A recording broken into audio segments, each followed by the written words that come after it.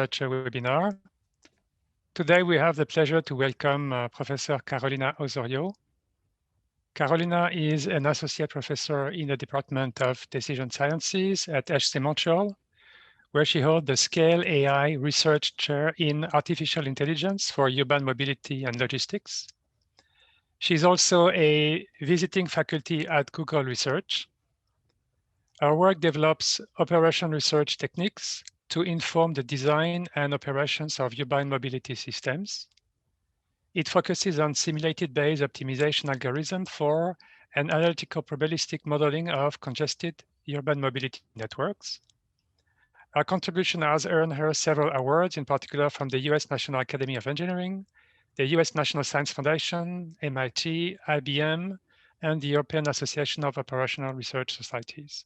So without further ado, Carolina, you have the floor for your presentation entitled Efficient Baseline Optimization Techniques for High-Dimensional Urban Mobility Problems. Thank you, Olivier. Thanks everyone for joining. So as Olivier mentioned, I'm new to the Montreal community. I just joined HEC this semester. And part of the goal of this talk is to get to know more folks, get to know more GERAD folks. So feel free to ping me after the talk. And I won't keep too much of an eye on people raising their hands. So if you want to say anything, just raise your voice and we can make this somewhat interactive. So what I was thinking of today, I'm going to talk about some work of a PhD student of mine, Timothy Tay. So presenting some of the results in one of his PhD chapters. But I also want to put it into the context of more generally what I've been doing in research. So you all, I guess a lot of you are unfamiliar with my work, and so you can all get a sense of what are the research questions I work with and what are the perspective I have on them and how I tackle them. Okay, so the goal, most of what I do is related to urban mobility and logistic problems. And I've worked very closely throughout the years with a variety of private and public sector companies and agencies, often looking into congestion-related externalities and impacts, and thinking in how to create systems that are more collaborative, that are, have fewer externalities, and are more sustainable. And so a lot of what we do is bringing in either the actual, for example, today I'll talk about a case study where we worked here with New York City DOT. You can see my slide, yeah. So the New York City Department of Transportation, where they shared with us their traffic simulator of Midtown Manhattan. And we helped them come up with an optimization layer so that they could actually use it to identify traffic signal plans. And so a lot of what we do is different companies or partners bring their data or their models, and we try to think of clever ways to add optimization layers to them. So these are like general streams of applications when we think of mobility and logistics systems. These are examples of recent and ongoing work. So thinking of, autonomy, connectivity, flexibility, on-demand aspects. One big thing that is gaining more and more traction is the sustainability footprint of a lot of these supply chain and urban mobility decisions. And so how do we measure that? How do we quantify that? And how do we mitigate the energy and emissions footprints of a lot of these decisions? So at a very high level, for those that are that I do not know, a lot of what I do is combining ideas from AI, OR, and transportation. We think a lot about, when it comes to modeling, we combine ideas from queuing theory and traffic flow theory to come up with models that are very, very simple. A lot of what we're trying to do is tackle high-dimensional problems in a relatively short compute time. And so the simplicity, the tractability, the compute tractability of these models is important. However, these models tend to be not very accurate for a variety of reasons, and I'll show an example later today. So often what we do is we use very detailed data from these agencies and partners and very detailed models. I'll show today the example of a detailed traffic simulator. And to try to be able to use those very detailed high resolution models for optimization, our perspective is embed in the algorithm some information from what you can call it surrogate model or a metamodel, a simplification that is not going to be as detailed and is likely not going to be an accurate approximation of your more detailed data and simulator, but can give you a lot of structural, problem-specific structural information. And the idea is thinking of ways to embed that information so that the optimization algorithms can tackle higher dimensional problems and also in a more efficient way, meaning requiring fewer function evaluations. So I like to describe what we do in the group generally with this diagram. So on the x-axis is modeling frameworks with increasing level of detail. In transportation, there's often these categories of models, macroscopic, mesoscopic, and microscopic. And in many application fields, you'll see those similar types of categorizations. So as you have modeling frameworks that have increased level of detail, right? These, for example, can be systems of equations or systems of differential equations, whereas these might be what I'll show today, which are discrete event simulators. And so as you have increased level of modeling, resolution, and detail, it comes with a loss of compute tractability and a more difficulty in using them for optimization purposes. And so what we think a lot about is how can we enable the most detailed models and data to be used efficiently for high dimensional optimization. And our approach is through this black arrow, bring in information from these much simpler analytical, differentiable, tractable models and see if that additional information can help the algorithms both become more efficient and become more scalable. Okay, so a lot of what we think about is for different types of transportation and logistics problems, what is the structural information that we can embed and formulate? And we embed in those algorithms and see if we can improve their performance that way. Any general comments on this? Anyone want to chime in? I feel like when you give a Zoom talk, it's it's really a one-way stream unless others participate. So feel free to chime in with your thoughts. Okay, so what I'll talk today about is more specifically simulation-based optimization. So the class of problems we're interested in have a simulation-based objective function. Here I phrased it as an expectation and need not be, but the main thing is the objective function. To evaluate it, you need to call a simulator that is stochastic, so you get noisy estimates of your objective function. A priori, you don't know any mathematical properties of it, so things like convexity, you do not know a priori. And often you don't know much about that function. And then the other hand is the constraints are assumed going to be analytical and differentiable. So from a compute time perspective, it's trivial to test feasibility. We don't need to evaluate the simulator and we can guarantee that there's no stochasticity there. All of our challenge is just in evaluating the objective function. Okay, there are more tricky classes of problems where you have constraints that are simulation based. We're not going to be looking into that. And we're looking into, so the key part of what we're focused on is the fact that we don't have prior knowledge of actual mathematical properties of f, but we have simpler approximate functions of f. And for those simpler surrogate functions, we have a lot of structural information. So a lot of what we look at is how do we embed that information. The one thing that really characterizes our work is the simulators that we work with are from a compute time perspective, they're very slow. Okay, so the New York City example I'll show later on, one function evaluation can be easily in the order of several hours. Okay, and then of course, you'd need to run a number of replications, which you can do in parallel. But as you go into looking into evaluating different types of points very quickly, the compute times will add up. And so we're working in a context where we're working with tight computational budgets, but you can think of it as a small data or a small sample size context where there's going to be, relative to the problem dimension, there's going to be very few function evaluations that you can allow yourself. What we're looking at today are continuous problems. So X is a continuous vector and typically high dimensional. So we're going to look today at things that are in the order of a couple hundred variables, but I'll show you in a few seconds. We've also worked with problems that are much higher dimensional with the thousands or hundreds of thousands of variables. So Carolina, I've got a question. Yes, this Charles. is Charles Laudet. Yes. When you say that they're expensive to evaluate, do you mean it's the capital F or the lowercase f that takes hours to compute? So the capital F, one realizations of capital F takes a couple of hours to compute. Okay. And there's a lot of work also going into how much can you parallelize that? How do you actually need to run for different points of X, you actually need to run the full simulation. There's a lot of work more in the transportation community, less so in the OR community, of looking at how do you accelerate those compute times. We haven't looked into that. We assume that compute time is given, fixed, and we have a budget for that. Caroline, could I ask a question? Yes, of course. Yeah, so I'm James Forbes, I'm at McGill. Just notationally, so this is the expectation of f as a function of x. So this is essentially the mean you're seeking. Is that right? In this case, yes, it need not be. But Yeah, in so- this case, yeah. So my follow-up then is, like, often, like in my problems, I like to think of actually trying to find this distribution, which is not necessarily Gaussian. So in these problems, why is the mean actually sought after, not necessarily like an actual Other moments. Okay, yeah. So yeah, there could be, it depends on the problems we're looking at.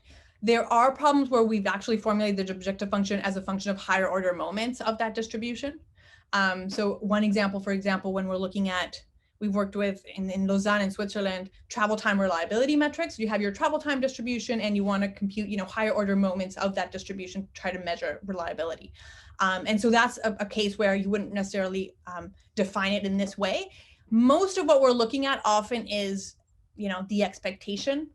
And even then we're not as great at doing it. So we haven't gotten further and saying, okay, let's look at the full distribution and maybe, in some parametric way, be able to control and optimize the full distribution.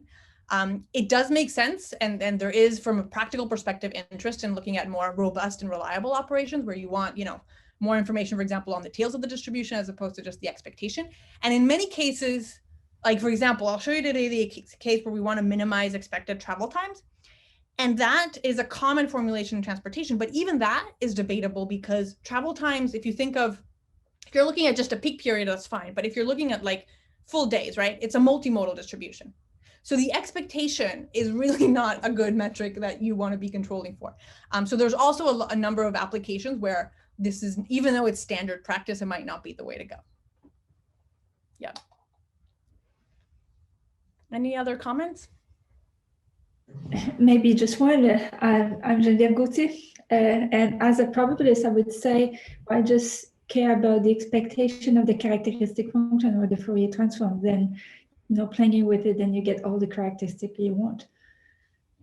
You could, yeah. A lot of this is based on, we often take transportation problems that are established and defined, and we just think of how do we tackle them better as opposed to reformulating them. But yes, your point is spot on. That would give us full information, and probably also for many problems, like I mentioned, with reliability and robustness, is much more appropriate. Yeah, that makes sense, Geneviève. Any other comments?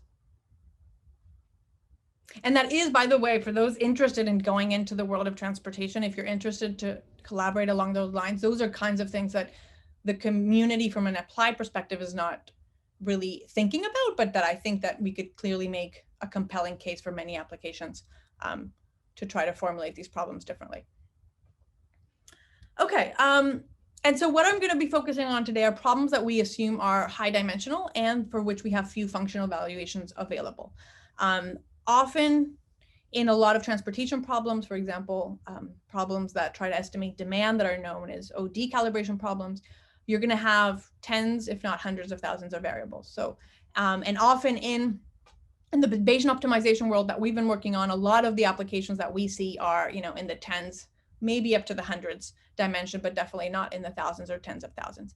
And BO, so Bayesian optimization, which is the framework we're going to be using today, can really struggle in higher dimensions. So a lot of what we're thinking about is how do we embed transportation information in Bayesian optimization to try to make it more scalable. Okay, so one of the key things of why we're interested in going down this road of Bayesian optimization is it gives us a really natural framework to try to trade off what's known as exploration exploitation, right? A lot of our past work often is focused on one or the other. So methods to improve the exploitation aspect of an algorithm or methods to improve the exploration aspect. This is our first work where through Bayesian optimization, we're trying to do both at the same time and come up with a good trade-off there.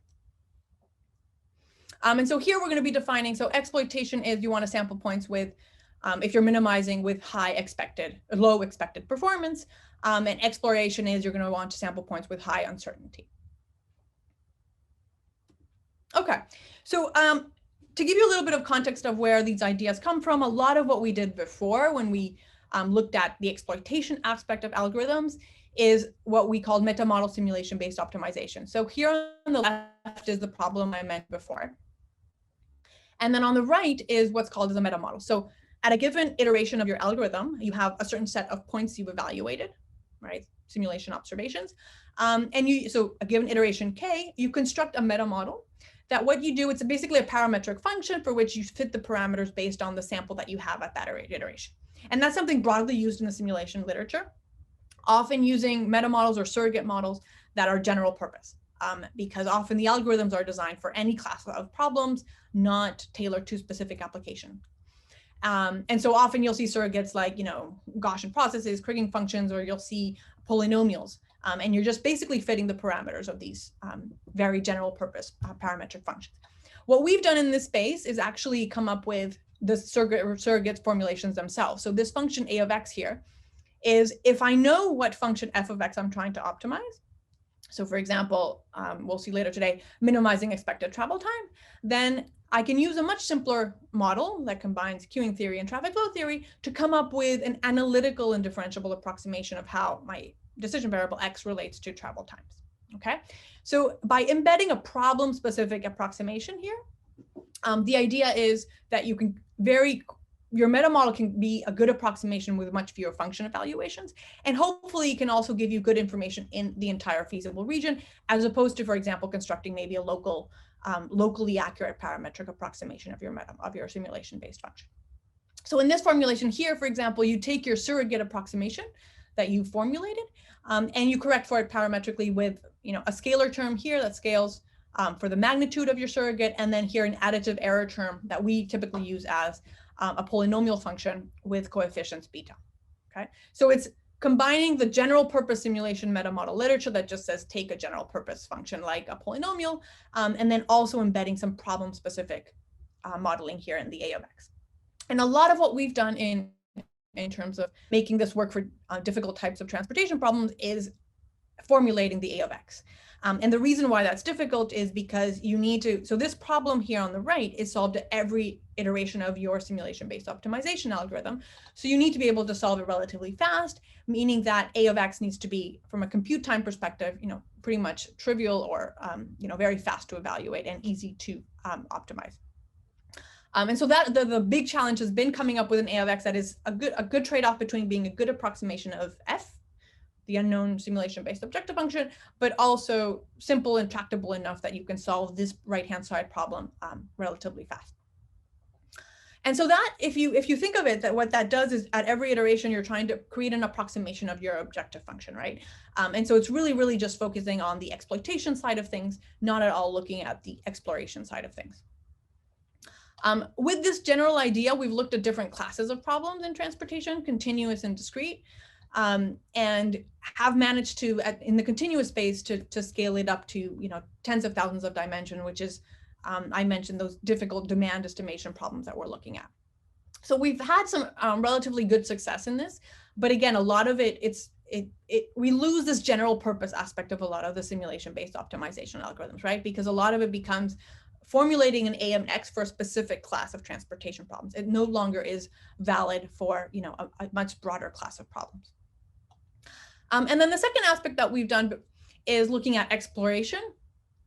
And so there, what we've done is thinking about these A of X functions, not as approximations of the objective functions, but as functions that can be used to define sampling distributions. Okay, so like if you're wanting to minimize a function, then maybe points where you have A of X values that are low would be assigned high sampling probabilities.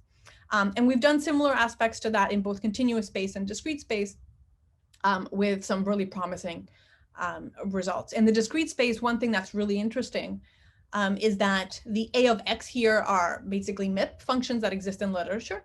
So there's much less work on our end in actually having to formulate the A of X. It's more about, finding your preferred MIP formulation for that problem class, and then thinking more about how do you cleverly integrate it or combine it with simulation observations. So that's line of work that we've done in exploration. So what I want to talk about today is how we combine those two things in the context of Bayesian optimization. So in general, with Bayesian optimization, we want to build a surrogate of this unknown objective function. There's a number of different pieces or building blocks of Bayesian optimization. We're going to be focused mainly on one. So the main pieces are you define basically what the statistical model of your unknown objective function. We're going to be using the classical Gaussian processes. And the key thing we're going to be focusing on there is how do you specify prior mean functions and prior covariance functions that embed problem-specific information. Okay. Other aspects of Bayesian optimization that we're not going to be looking at are the formulation of the acquisition function. We're going to be using a standard expected improvement acquisition function. And then thinking about other types of let's say, details in, for example, hyperparameter optimization. All of that we're using pretty basic vanilla flavor choices for now. The main thing we're looking at here is, can we get these things to work in high dimensions? BO or Bayesian optimization, most applications we've seen have been in the 20s, maybe hundreds in terms of problem dimension. And we want to be able to get to, you know, ideally the thousands, tens of thousands eventually, which are the scale of problems that we're looking at. There is a bulk of work, which I've cited here, that we've found that looks at high dimensional problems. Some even claiming that they have, you know, problems in dimension billions of variables. But the common thread of what we've seen is that they're assuming that the function lies in a low dimensional active subspace, which is known a priori. And then basically you can project your feasible region to this low dimensional space and you optimize in the lower dimensional space. This is an assumption that I think for many transportation problems is probably true, but that we do not know a priori what that subspace would be. So I think it's promising area to think more for specific classes of transportation problems, how we could apply this. But it's an open question as to how we can define that subspace. Okay, any questions so far? Okay, so as I mentioned, the key thing we want to focus on is the definition of the prior mean function, the prior covariance function. So here we have the unknown or estimates of the unknown function over t different points, and we're specifying that it'll come from a multivariate normal distribution. M here is the vector of mean function values, and here we have the covariance or the kernel function. So standard choices, if you don't want to use any problem-specific information, you'll have expected mean information that are constant, right, with some value that might be relative to the problem, but no real function embedded in there. And then a common choice also for the covariance function is the squared exponential. So we're going to be expanding that squared exponential in this problem and also using a problem-specific prior mean function. So what specifically are you doing? Assume that, remember, f of x is the unknown objective function. Assume you can construct a function fa of x, right? That's our surrogate model that we can compute fast, is analytical and is differentiable. So what we're going to do is think about a couple of formulations. One is where the prior mean function is just a scaled version of that surrogate. Okay, so instead of using some constant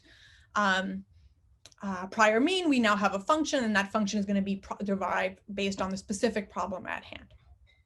So it should embed at least approximate structural information about the problem at hand.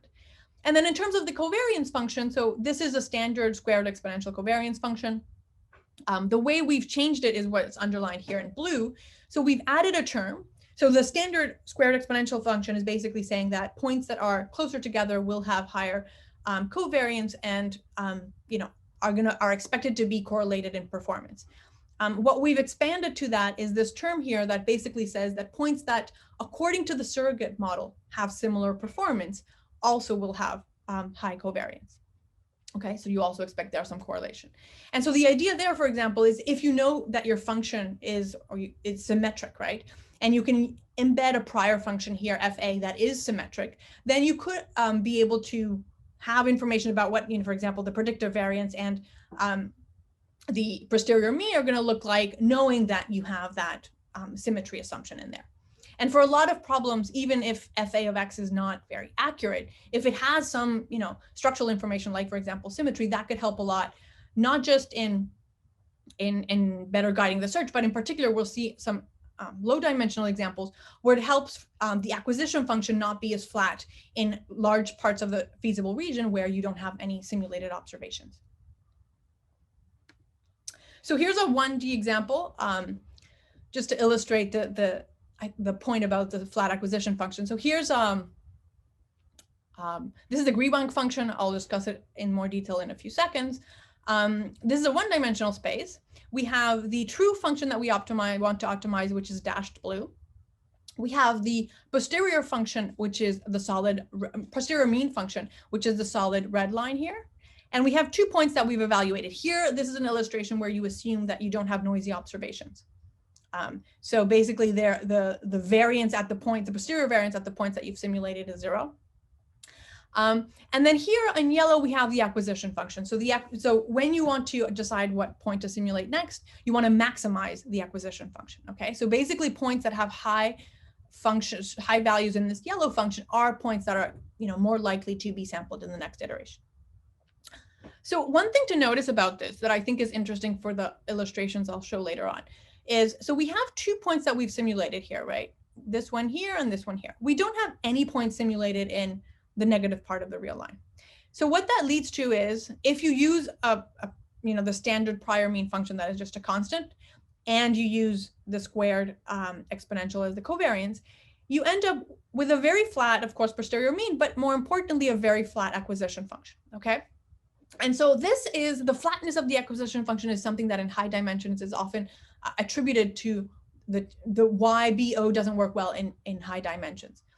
And so that's something that with these priors that we'll be working on, we'll be able to tackle, where we can work a little, if for example, you know that your function is symmetric, well, you can use that symmetry to actually say something about what the acquisition function should look in the negative part of this real line, as opposed to just having a flat, not very informative function.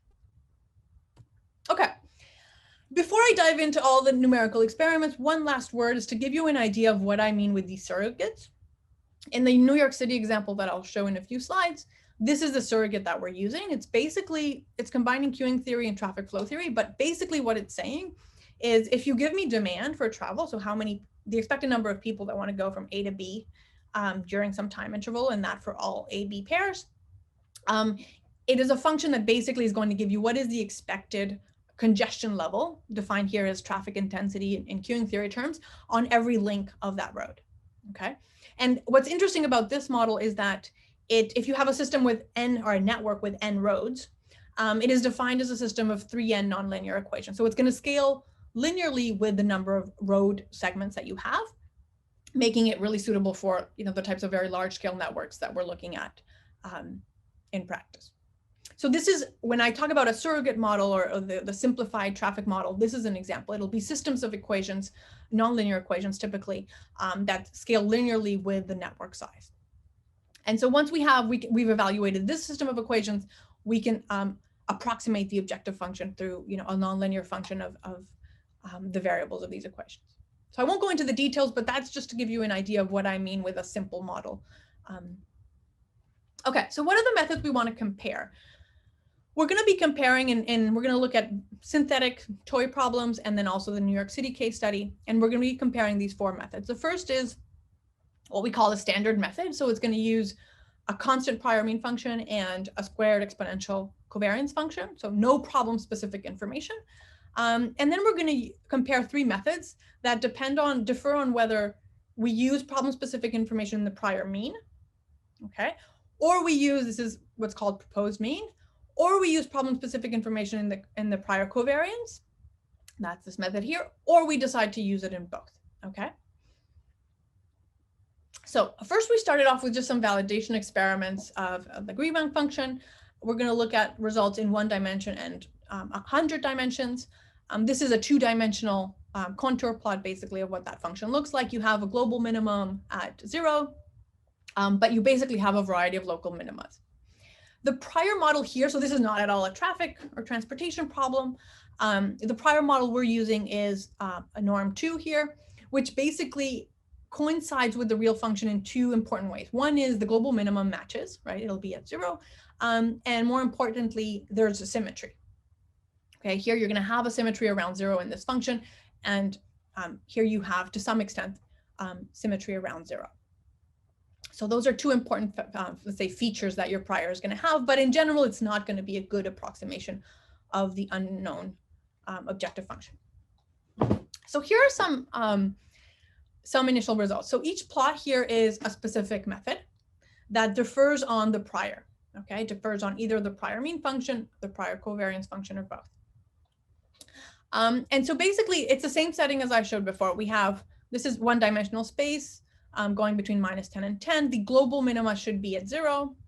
And then we have two, this is just an initial case where we have only simulated 2 points, a point right here and a point right here. And the idea of these graphs is just to give you some intuition as to what is happening when we embed this prior information. So one thing that I mentioned before, which I think is really important in high dimensions, is in this case, when we've only simulated 2 points on the positive side of the real line, the acquisition function is flat on the negative side, right? We don't have any information there. The mean function is just a constant and the predictive variance doesn't vary, right? So the acquisition function is totally constant here, and that is a real challenge when trying to optimize the acquisition function in high dimension. But if you look at all the other cases that use this, basically the norm 2 prior function, either in the mean and the covariance or both, what you see is, number one, the most important thing is the acquisition function is no longer flat, even in regions like the negative real line here, where we have no simulation observations. And that's really going to be helpful to solve that maximization problem of the acquisition function. And the other thing that I find really interesting is if you look at these two plots, so these two plots correspond to methods that use that quadratic function in the covariance. Okay, this one uses it only in the prior covariance, this was in the prior covariance and the prior mean.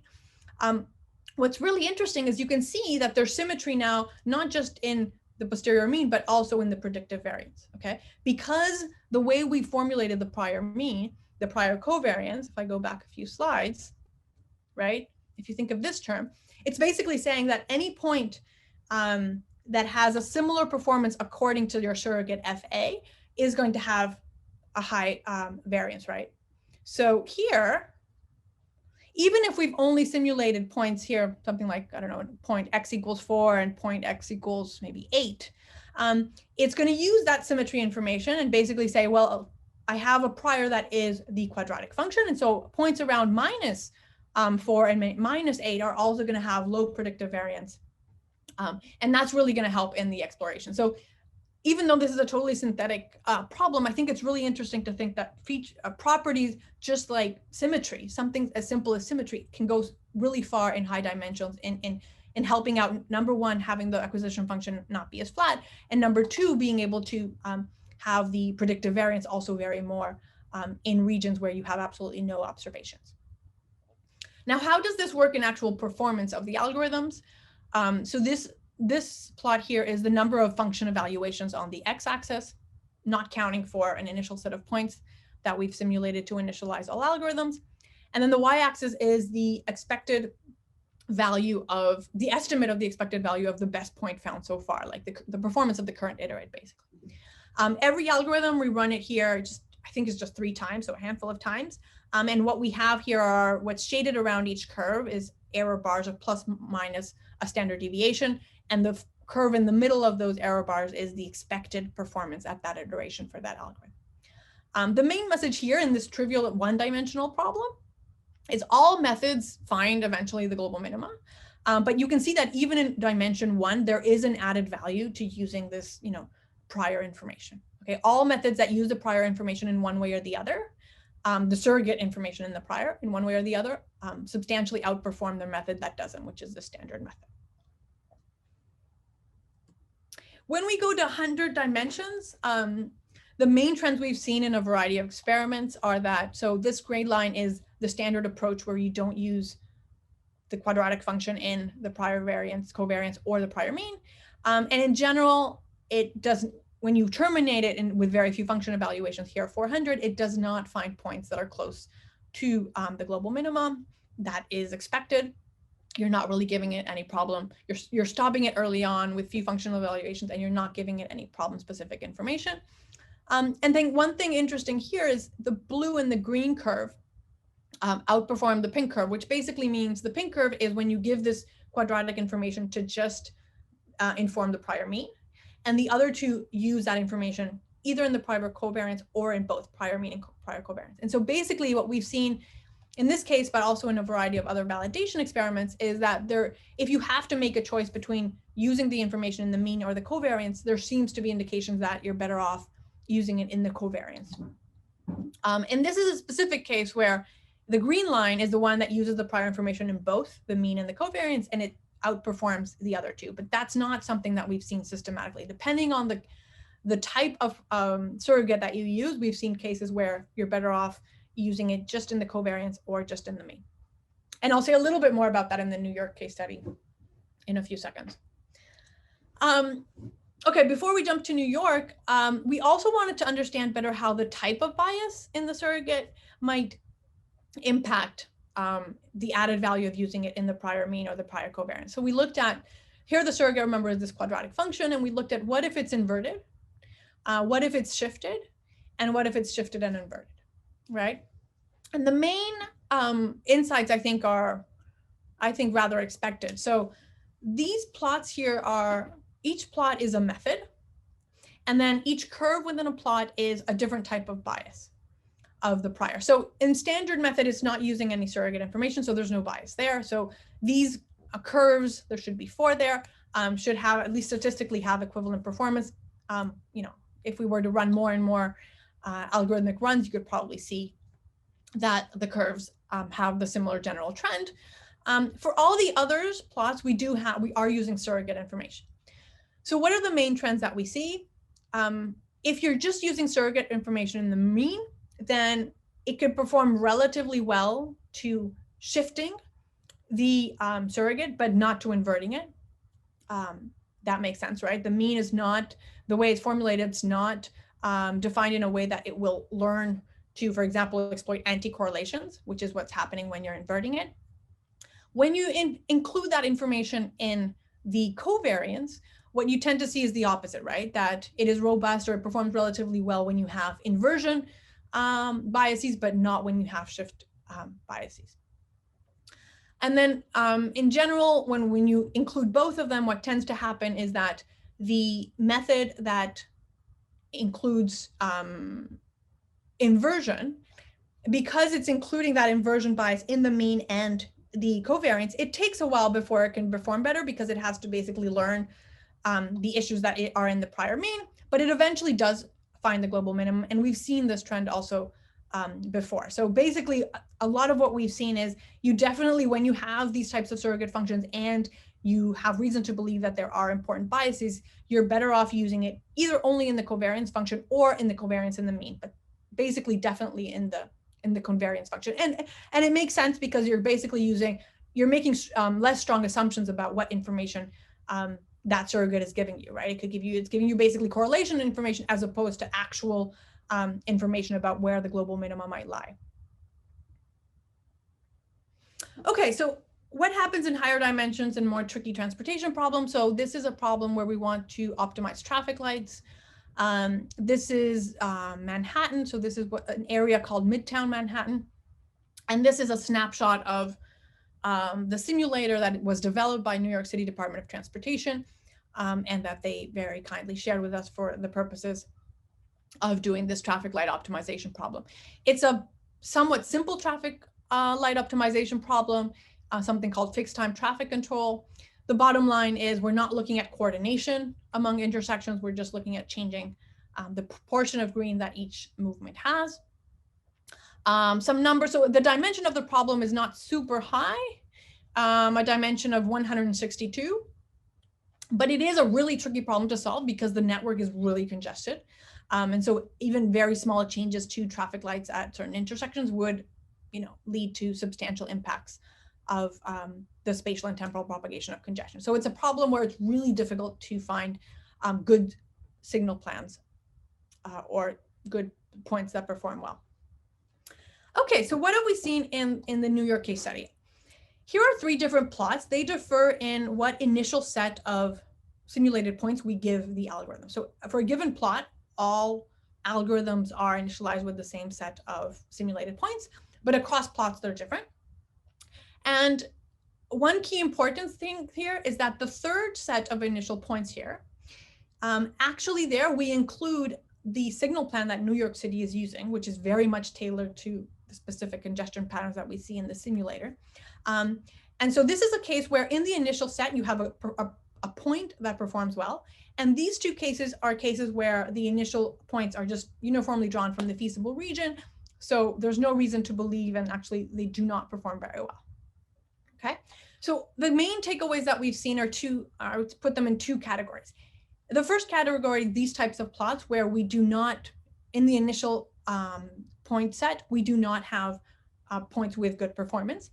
In that case, the trends that we typically see is that any method, all the methods that include a surrogate information in the prior mean of the covariance function tend to outperform the standard method that doesn't.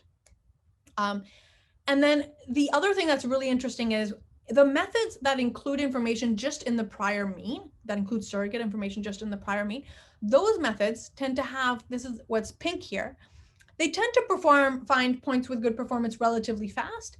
But if you increase your computational budget or your number of function evaluations, in the long run, they're not typically the ones that perform the best.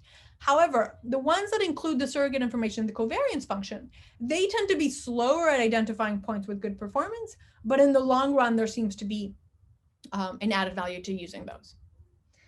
And so that is leading to another line of work that we're doing now, which is thinking more about instead of using a method that uses the surrogate in both the mean and the prior mean and the prior covariance, thinking about using it sequentially. So depending on what your performance estimate is and the number of function evaluations you've had so far, using either a method that uses the surrogate information in the prior mean or a method that uses the surrogate information in the prior covariance, but not trying to combine the two at the same time. And a lot of that is based on insights from those bias analysis that we looked at. So using it in the mean or in the covariance is going to tackle different types of biases. So when you combine them, it becomes pretty tricky to come up with a good method overall. The last few things I want to say is in this plot here. So this is a case where we include in the initial set the existing New York City plan, the traffic signal plan, which is actually this red dashed line. And in that case, all of the methods, I would say, have relatively similar performance. And they actually all have, improvement compared to the existing signal plan of New York City, but no real improvement across these, 45 function evaluations. And so that is something that, we've known that if GP is going to be sensitive, or Bayesian optimization in general is going to be sensitive to the initial set of points that you give it if you're working with few function evaluations.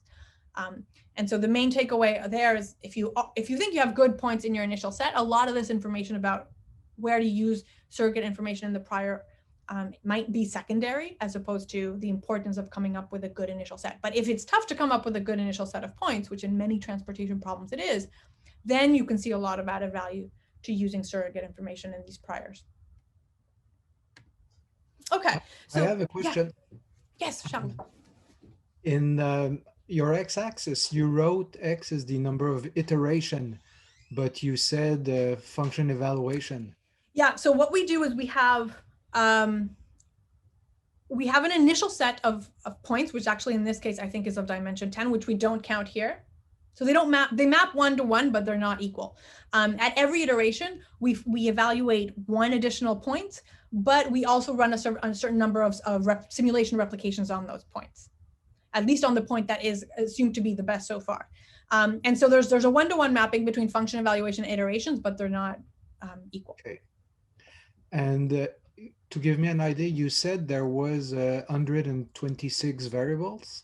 Yeah, 162, yeah. 62, but there were some equality constraints. Well, 162 is after the equality constraints. So there's 259. Okay. But if you account for the equality constraints, you can just work with 162 independent variables. Okay, good. Yeah. Thanks. Yeah. Okay. Okay, so what is that leading us to now? So a couple of things. One is I think we're mostly excited with the line of work that uses the surrogate information, the covariance, more so than in the mean, mainly because a lot of what these simplified models do is we can expect them to be, positively correlated with the true function, but we can't say much about their accuracy. And so in that case, often using it to come up with good formulations for the prior covariance makes more sense. As I mentioned before, thinking about sequential use of these ideas, not trying to use a surrogate both in the prior mean and the covariance, but thinking more about as a function of your current performance, your current number of function evaluations, your remaining compute budget, which of the two should you opt for? And that goes back to, questions about, do you think it's a right moment to be doing more exploration versus exploitation? One thing that Timothy is working on, which is actually the last chapter of his thesis, is a lot of our past work has used surrogates that are not dependent on time. So basically stationary queuing theory and some stationary traffic flow theory ideas. But in problems like New York City, if you had information about the temporal propagation of congestion, that could be really useful to identify better signal paths. And so he's been working on formulating a surrogate that accounts for the dynamics, but remains sufficiently simple that it can be plugged into this framework and not add too much computational overhead. And so thinking about surrogates that can give us more information about temporal correlations is, I think, really important in a lot of the transportation problems that we're looking at. And then another line of work is, again, because we're more excited in thinking about surrogates that are used for the covariance function, another way of saying it is thinking about how surrogates can be used to define sampling distributions. And I think there's a lot of, especially in high dimensional problems, there's a lot of potential to come up with much better sampling distributions than what we have so far. A lot of our methods so far just use, uniform sampling, which is not, a very efficient sampling technique in high dimensions. So that is something that we've been working more and more on. And with that, I think I will wrap it up and open it up for questions and feedback. Thank you very much, Carolina, for your presentation.